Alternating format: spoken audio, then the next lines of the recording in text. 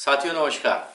आज मैं आपको एक बहुत अच्छी केस स्टडी कराने वाला हूं। इस केस स्टडी में उड़ीसा के स्टेट कमीशन ने एक बहुत अच्छा जजमेंट दिया। उस जजमेंट को आपको जानना जरूरी है। दोस्तों, एक रिक्वेस्ट मैं आपसे जरूर करूंगा कि आप जब कॉलेज में पढ़ रहे हैं उस दौरान एक प्रायोगिक तौर पर अपने किसी अधिकार का छोटा सा एक मामला जरूर पेश करें, जिससे क्या होगा कि आपको बहुत कुछ समझ में आएगा। प्रयोग के तौर पर ये आप पेश करें, लेकिन करें जरूर। साथियों, एक जानकारी और मैं देता हूं आपको। जो पहले कंज्यूमर फोरम हुआ करते थे, जो डिस्ट्रिक्ट कंज्यूमर फोरम थे, वो अब डिस्ट्रिक्ट कमीशन में कन्वर्ट हो गए हैं। और जो एप्लीकेशन सेक्शन 12 की लगती थी कंज्यूमर प्रोटेक्शन एक्ट 1986 की, वो एप्लीकेशन अब सेक्शन 35 में लगने लगी है।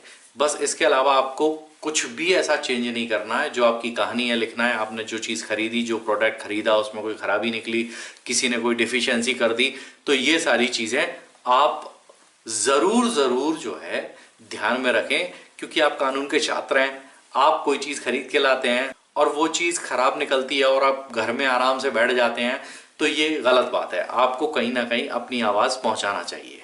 और छोटे मोटे मामले होते हैं, उसमें फॉरम में कोई फीस भी नहीं लगती है। तो जब शुल्क नहीं लगना है, थोड़ा बहुत कागज खर्चा लगना है, 200-500 रुपए में सब कुछ हो जाएगा, तो आप एक बार प्रायोगिक तौर पर मजे लेने के लिए ही सही, लेकिन अपने अधिकारों के प्रति सजग रहते हुए विधि के सही छात्र बने और ऐसा एक मामला जरूर पेश करें। आप खुद नहीं कर पा रहे हैं तो किसी वकील की मदद लें, उसके थ्रू भी करवाएं, उसको थोड़ी बहुत फीस भी दे दें, 1000-2000 रुपए, उसमें कोई फर्क नहीं पड़ेगा आपको, लेकिन आपको कुछ सीखने जरूर मिलेगा। तो चलिए मैं आप आगे बताता हूं आपको एक स्टोरी। एक स्टूडेंट था, विधि के छात्र ने क्या किया, एक लैपटॉप था और अमेजन इंडिया पर उसने देखा कि वेबसाइट के ऊपर एक विज्ञापन चल रहा था। उस विज्ञापन के अंदर ये दिखाई दे रहा था कि 190 रुपए में एक लैपटॉप दिया जा रहा है। तो उस व्यक्ति ने वो लैपटॉप बुक कर दिया। लैपटॉप बुक करने के बाद उसे उसके ऑर्डर को कंफर्मेशन के लिए एक मैसेज भेजा गया। उसने मैसेज के थ्रू भी उसको कंफर्म कर दिया अपने ऑर्डर को, लेकिन कंफर्म होने के बावजूद भी उन्होंने वो ऑर्डर कैंसिल कर दिया। ये पूरा मामला था।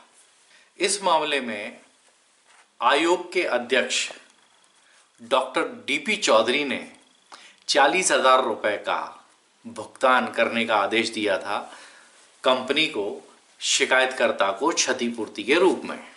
आयोग ने फैसले में कहा, एक प्रतिष्ठित ऑनलाइन शॉपिंग वेबसाइट ऑफर के लिए विज्ञापन दिया। रिकॉर्ड पर उपलब्ध सामग्रियों के अनुसार ऑफर की पेशकश की गई। शिकायतकर्ता ने ऑर्डर दिया और उसकी पुष्टि की गई, तो दोनों पक्षों के बीच समझौता पूरा हो गया। यह आयोग का कहना था।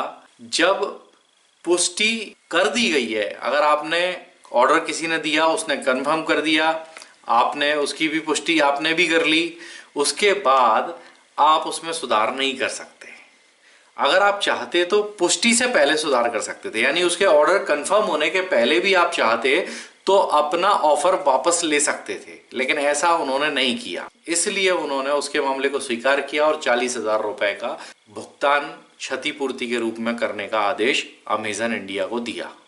अमेजन ने इस केस में एक दलील दी अपनी तरफ से, अपना डिफेंस उसने ये लिया कि भाई लैपटॉप खरीदार और लैपटॉप के जो विक्रेता हैं उनके मध्य क्या समझौता हुआ है, इसकी जानकारी अमेजन को नहीं है।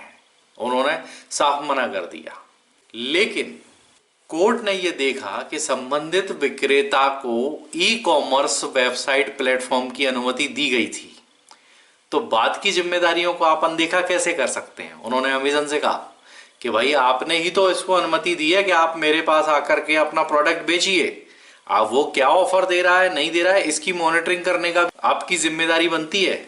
वो क्या विज्ञापन दे रहा है। आयोग ने कहा, प्रस्ताव पेश करने से पहले अमेजन को विचार करना चाहिए था कि क्या वह विज्ञापन जारी करने का फैसला कर सकता है, और अनुबंध पूरा होने के बाद उसके पास वादे से दूर जाने का कोई कारण नहीं है। ये मामला दोस्तों 2014 का है, यानी वो छात्र जो था, मैं समझता हूँ अब तो वकील बन गया होगा, उस छात्र ने ये केस लगाया था। लैपटॉप की मूल कीमत थी 23,499 रुपये, जो कि 190 रुपये ऑफर की गई थी। कंपनी को 40,000 रुपये बतौर क्षतिपूर्ति के देने पड़े। जब यह मामला जिला आयोग के समक्ष था, उस समय ये जिला फोरम हुआ करता था, उस समय इस मामले का निराकरण उपभोक्ता संरक्षण अधिनियम 1986 के अंतर्गत किया गया था और इसमें 10,000 रुपये उसको मुआवजा और 2,000 रुपये मुकदमेबाजी के खर्चे के रूप में दिलाए गए थे। उड़ीसा राज्य आयोग ने अमेजन को 30,000 रुपये मुआवजा देने और 10,000 रुपये दंडात्मक नुकसान के रूप में देने का फैसला सुनाया। अगर आप विधि के छात्र हैं और आपको लगता है कि आपके अधिकारों का कहीं हनन हो रहा है, तो आप इसके विरुद्ध आवाज़ ज़रूर उठाएं। भले ही समय लग जाए, हमारे यहाँ की न्याय व्यवस्था में थोड़ा समय लग सकता है, लेकिन आपको न्याय देर सवेर सही ज़रूर मिलेगा और आपका नाम कानून की किताबों में छपेगा और आपको विधि के नए जो छात्र आएंगे वो आपको पढ़ेंगे। तो अगर आप चाहते हैं कि अपने आप को इतिहास में दर्ज कराना है, तो ऐसे कोई मुकदमे ज़रूर पेश करें। तो चलिए मिलेंगे फिर किसी अगले वीडियो में। तब तक के लिए बाय बाय, अपना ख्याल रखिएगा, शुभ रात्रि।